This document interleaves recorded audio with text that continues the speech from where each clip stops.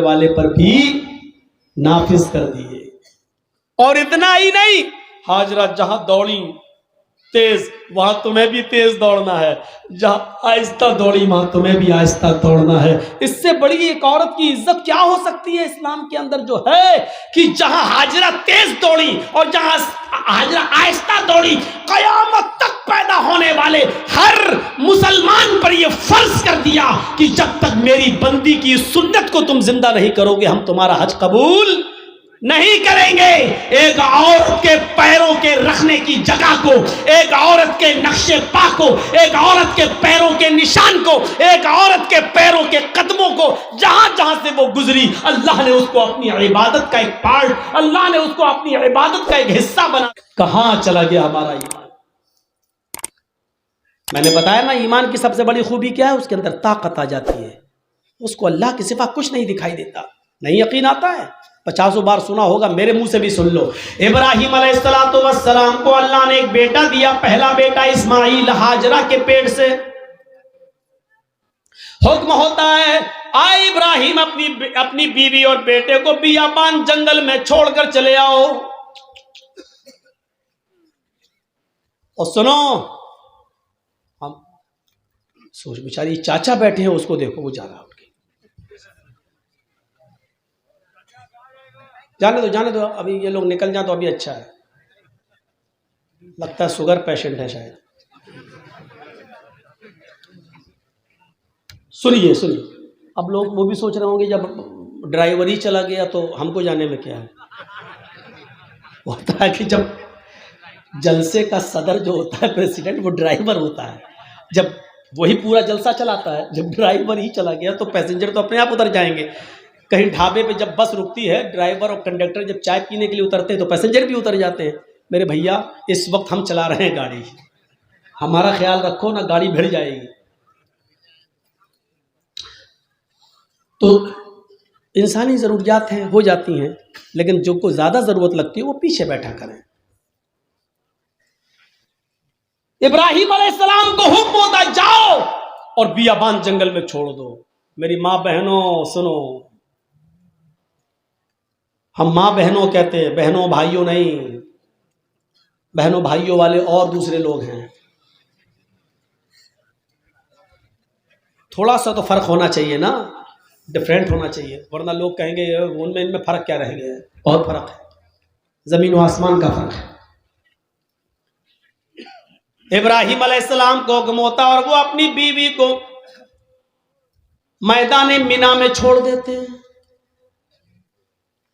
سوچئے تو صحیح، جن لوگوں نے حج کیا ہے اس وقت ان کی نظریں اس جگہ پر ہوں گی، اور جنہوں نے نہیں کیا ہے وہ ذرا آؤ میں تمہارے سامنے ایسا نقشہ کھینچوں، تمہیں بھی لگے کہ ہاں جرجیت صاحب جو نقشہ کھینچ رہے ہیں گویا کہ میں اسی مکے میں ہوں.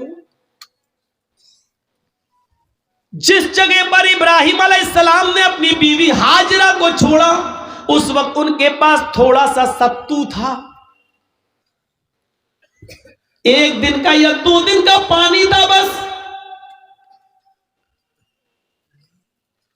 ایسی جگہ پہ چھوڑا جہاں بڑے بڑے درخت تھے، پیڑ تھے، ٹریز تھی بہت زیادہ، لیکن ان درختوں پر کوئی چڑیا نہیں بیٹھی تھی، کوئی پرندہ نہیں بیٹھا تھا. چڑیاں بھی ایسی جگہ پر گھونسلے بناتی ہیں جہاں آس پاس ان کو پانی مل جائے، لیکن وہاں تو آس پاس کہیں پانی ہی نہیں. اس لیے چڑیوں نے، کووں نے، کبوتروں نے گھونسلے بھی نہیں بنائے. پانی نہیں تھا دور دور تک. ٹھنڈا ہو گیا ہو تو دو، نہیں تو اب تو آواز صحیح ہو گئی، لیکن تھوڑا پیتے رہیں گے تو اچھا. کل بھی بہت دور پروگرام ہے، علی پور دوار، نیو علی پور دوار، کافی دور ہے تو نکلنا بھی ہے. تو سنیے میرے بھائیوں، لیکن ہے بنگال ہی میں. تو ایسی جگہ پر چھوڑا اپنی بیوی کو. اب بیوی کو کیا معلوم تھا؟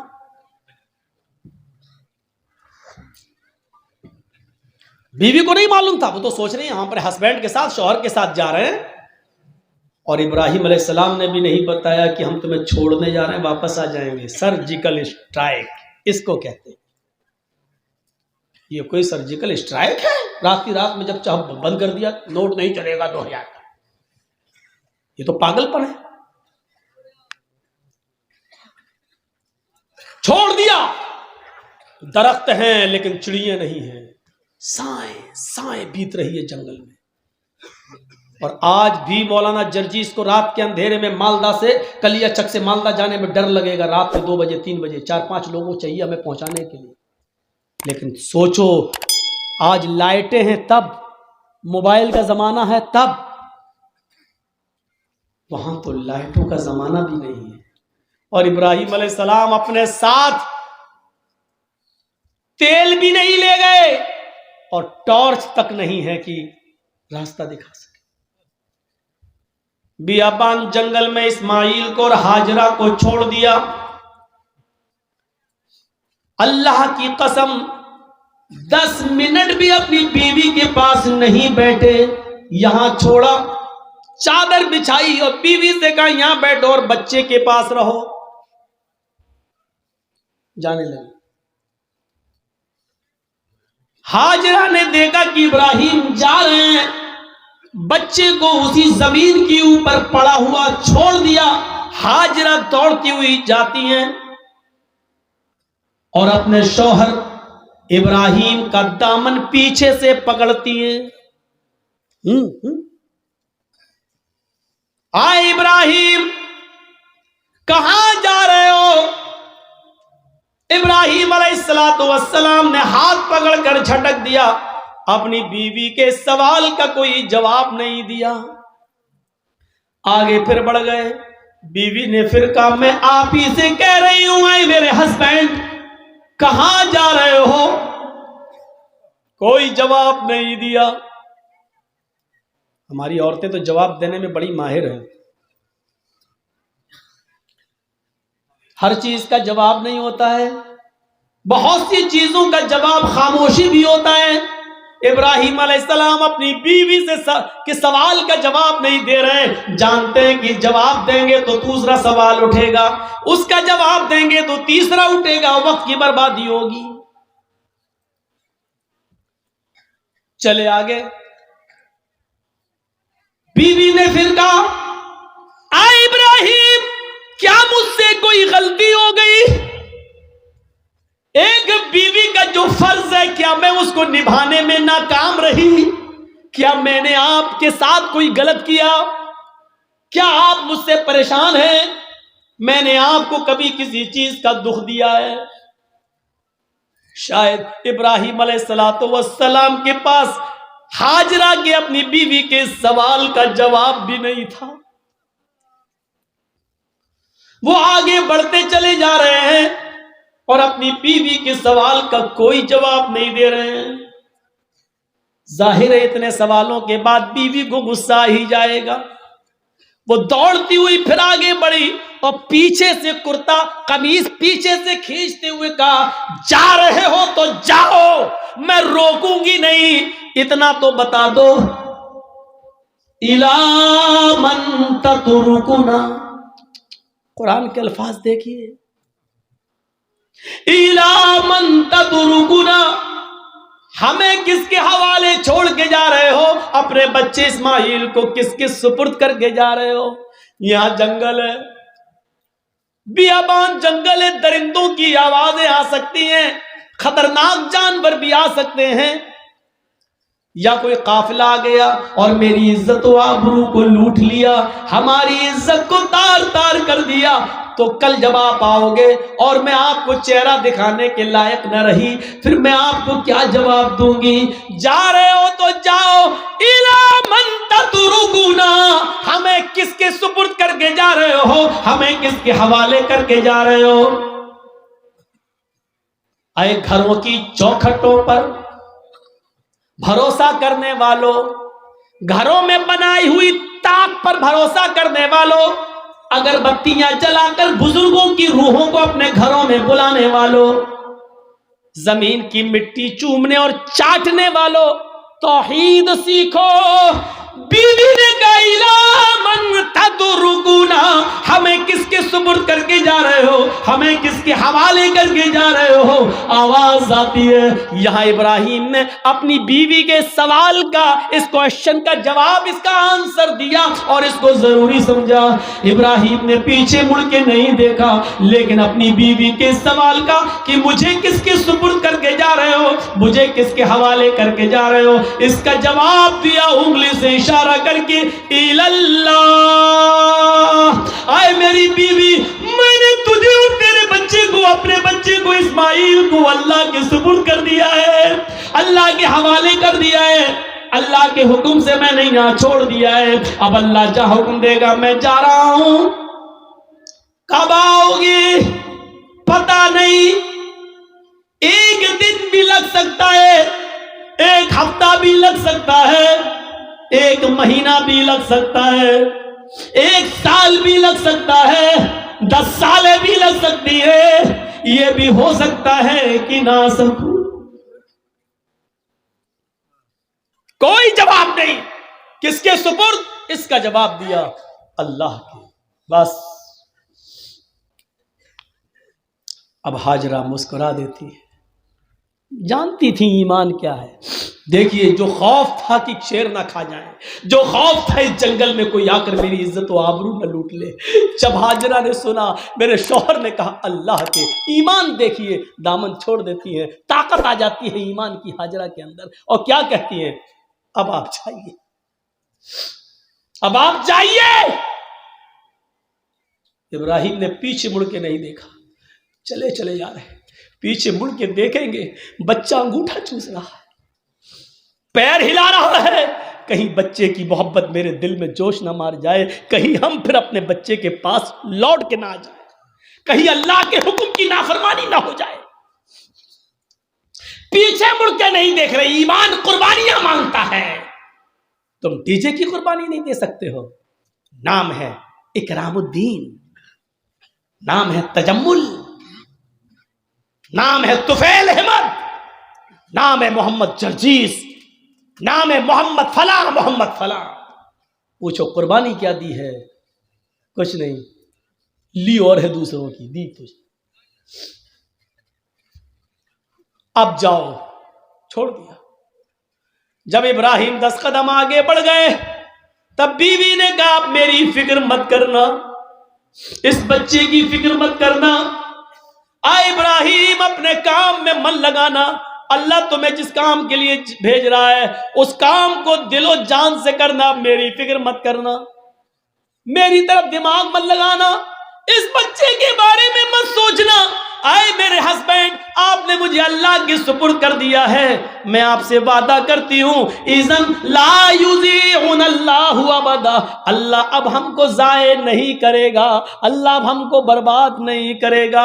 کیا توکل تھا، کیا بھروسہ تھا، کیا بلیف تھا اللہ کی ذات پر۔ اب آپ کو جہاں جانا ہو جائیے، اللہ اب ہم کو ضائع نہیں کرے گا، اللہ ہم کو اب برباد نہیں کرے گا، اللہ ہم کو اب رسوا نہیں ہونے دے گا۔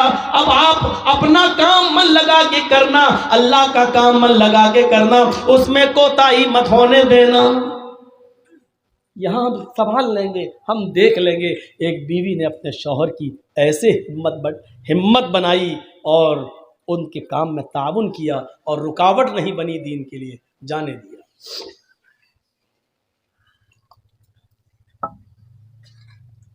چلے گئے۔ اب جو چیز بتانا چاہتا ہوں وہ دیکھیے، اس ایمان کی طاقت کا نتیجہ کیا نکلا۔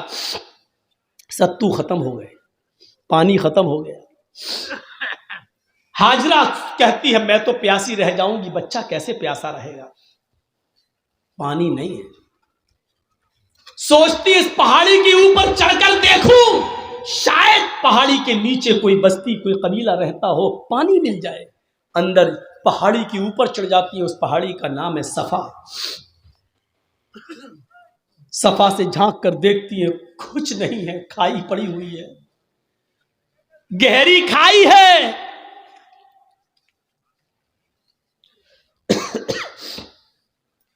مروہ کی طرف جا رہی ہے، پہاڑی سے اترتی ہے، چلتی ہے، کہیں تیز چلتی ہے، کہیں آہستہ چلتی ہے، کہیں سینہ تان کر ایسے چلتی ہے، کہیں پھر آہستہ چلتی ہے۔ جہاں جہاں وہ تیز دوڑی تھیں، سعودی گورنمنٹ نے وہاں گرین لائٹ لگا دی ہے، ہری بتی، یہاں سے تمہیں تیز دوڑنا ہے، اور جہاں ختم ہوتی ہے وہاں آہستہ ہونا ہے، پھر جہاں گرین ہے وہاں پھر تیز دوڑنا ہے۔ لیکن مردوں کے لیے، عورتوں کے لیے اپنی نارمل چال۔ ہاجرہ کہیں تیز دوڑیں، کہیں آہستہ، مروہ پہ پہنچ گئیں، وہاں جھانک کر دیکھا، کھائی پڑی ہے، کچھ نہیں، لیکن بچے کی پیاس ایسا مائنڈ خراب کر رہی تھی، وہ جانتی ہے پہاڑی کے نیچے کچھ نہیں، پھر بھی بار بار چکر لگا رہی ہیں، پھر صفا پھر مروہ، پھر صفا پھر مروہ، 7 چکر لگاتی ہیں، 7 چکر۔ پھر آ گئی اپنے بیٹے کے پاس اور کہتی ہیں اللہ میں نہیں جانتی، جو کر سکتی تھی وہ کر لیا، میرے شوہر نے، ابراہیم نے مجھے اور اس بچے کو تیرے سپرد کیا ہے، اے اللہ اگر آج میں ہلاک ہو گئی، یہ بچہ ہلاک ہو گیا، تو دنیا کو تیرے اوپر سے بھروسہ اٹھ جائے گا، تیری ذات سے بھروسہ اٹھ جائے گا۔ اے اللہ میرا ہسبینڈ، میرا شوہر مجھے اور اس بچے کو تیرے سپرد کر کے گیا ہے۔ اللہ والوں کے امتحان ہوتے ہیں، یہاں اللہ والوں سے لوگ مانگنے چلے جاتے ہیں، تصور کرو آپ۔ اللہ والے ایمان کی بھٹی میں تپ رہے ہیں، یہاں ہم ایمان کی بھٹی میں تپنا جانتے ہی نہیں ہیں، ان تپے ہوئے لوگوں کے پاس مدد کے لیے پہنچ جاتے ہیں۔ ایمان والوں کی زندگی ہمیں یہ بتاتی ہے کہ ہمیں ان کے نقش قدم پر چلنا ہے، ہم ان کے نقش قدم پر چلنے کے بجائے انہی کو سب کچھ سمجھ لیتے ہیں۔ میرے پیارے ساتھیوں، یہیں سے غلط فہمیاں پیدا ہوتی ہیں، یہیں سے غلط فہمیاں پیدا ہوتی ہیں، یہیں سے ڈاؤٹس اٹھتے ہیں۔ آئیے چلیے اور دیکھیے منظر، میرے شوہر نے مجھے تیرے سپرد اور اس بچے کو تیرے سپرد کیا ہے، اللہ میرا بیٹا پیاسا ہے، اس کے لیے پانی کا انتظام کر۔ ابھی اس نے اتنا کہا ہی تھا، مرد تو مرد چھوڑو میرے بھائیو، اللہ نے عورتوں کی فریاد بھی سنی ہے۔ اگر کسی عورت کے اندر ایمان کی طاقت آ جائے تو اللہ اس کی فریاد بھی سنتا ہے۔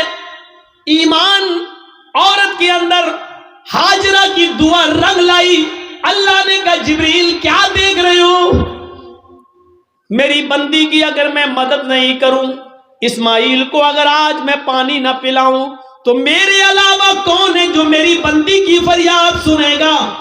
جاؤ، آئے جبریل زمین پر جاؤ، جہاں میرا بندہ اسماعیل اپنی ایڑیاں رگڑ رہا ہے، جہاں اس کے پیروں کی ایڑیاں زمین پر رگڑ کھا رہی ہیں، اسی جگہ پر تم اپنا پر مارو اور میری قدرت کا کرشمہ دیکھو۔